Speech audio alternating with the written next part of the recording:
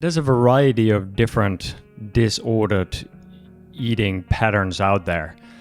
Can you talk a little bit more about this? Because it's not just anorexia or bulimia, it is also people being overly obsessed with calorie intake. It is people doing intermittent fasting who shouldn't be doing intermittent fasting, or like whether that is for a shorter period or for extended periods of time. Yeah.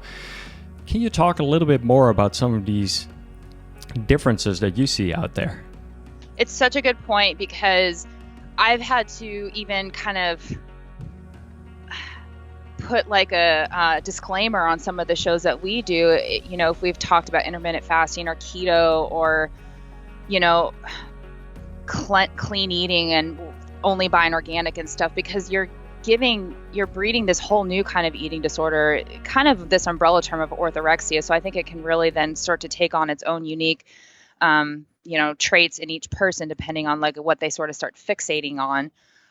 So really, like anorexia and bulimia are some of the worst, and they're relatively like clear, like what diagnosable conditions. But now we have this like spectrum of disordered eating patterns where you're not clinically diagnosed as somebody with anorexia or bulimia, but you're subclinically suffering from some unhealthy relationship with food, body, and exercise, essentially.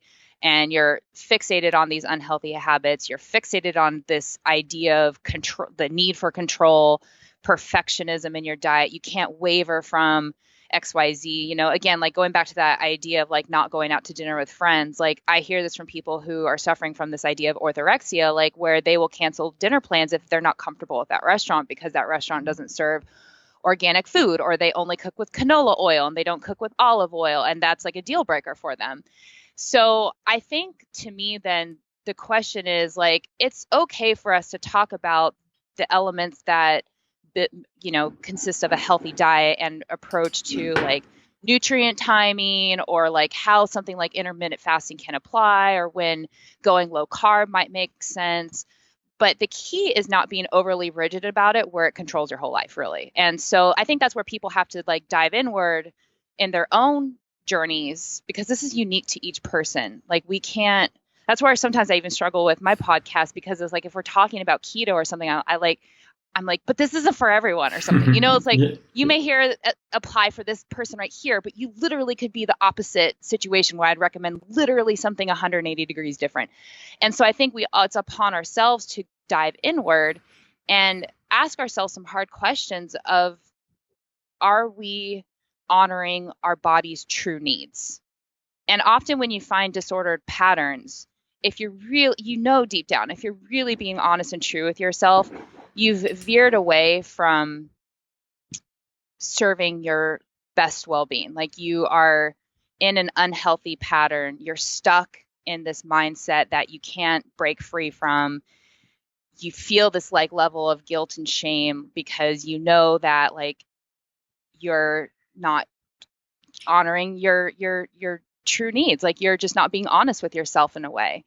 And so, yeah, I mean, it's a hard thing to define, because I think it manifests so differently in people. And these days, especially when you have one doctor over here saying intermittent fasting is the best thing ever, and this other doctor saying like, don't ever touch that with a 10-foot pole. It's like, what am I supposed to think? But then meanwhile, I'm also not supposed to eat too much because then I'll have high blood sugar, and it can be overwhelming. So I completely empathize that like also the information and the input that we're getting these days is a bit overwhelming. And we're like now like completely frozen when we open the refrigerator. Like, what the heck do we even do, right?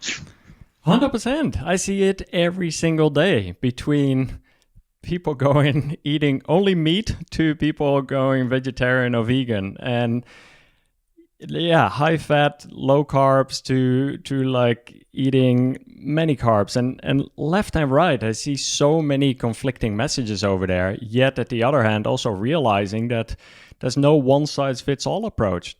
What works for one athlete doesn't necessarily work for another athlete. So yeah. So this is where I think it's really fun to work with athletes to figure out what they need. And this is where I think when my coaching career and even my approach to my own health took a next level, step was when, how do we figure all these answers out for the unique individual who wants to pursue excellence in sport and do so, like if you're truly being honest with yourself and want to do this the right way, we look at your internal state of well-being right now. We do a gamut of testing. We see what's going on. We see how you're functioning from a hormonal standpoint. How is your gut health?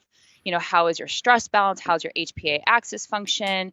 How's your immune function? Are you getting sick all the time? Are you getting injured and broken down all the time? Like, if you were to see my questionnaire that I send athletes, whether through consulting or full-time coaching, like, it's incredibly extensive.